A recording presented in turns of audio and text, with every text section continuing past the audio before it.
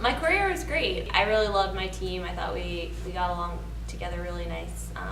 It was really interesting working at the Seabrook Middle School and understanding the difficulties that the kids had there, just with like the stigma of being from Seabrook. I think was really interesting to learn more about and then help break down for them, and also just give them different perspective on what's out there outside of their home community. And then working on a team of people, I think, my best friend ended up being Brianna, who was, she was just out of high school from Minnesota, and she was just the sassiest little thing, and she was like, I don't care, and I was like, I care so much, and so it's just a cool sort of evolution of our relationship throughout the year, and I think we ended up learning a tremendous amount from each other and still keep in touch, which is great.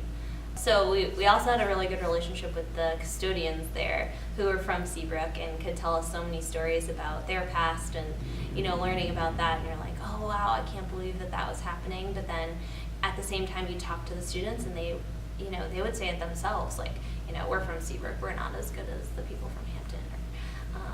Or, Seabrook kids throw rocks, that was thrown around a lot, or, we can't make circles. I remember being in, the after school program, and we tried to make a strong circle, and it was like a little bit skewed, and they'd be like, oh, it's Seabrook circle, and I would be like, what are you talking about? They're like, oh, Seabrook kids can't make circles. It's just like so ingrained in their head, which is just baffling to me.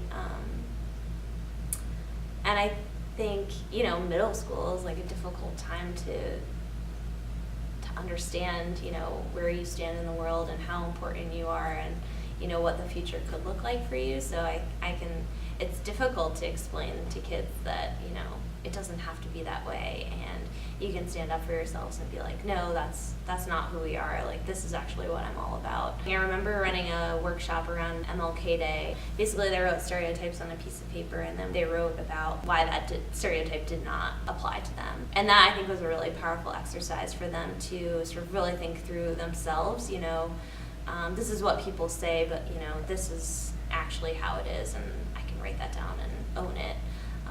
But we had some really candid conversations with the kids about it, which was neat.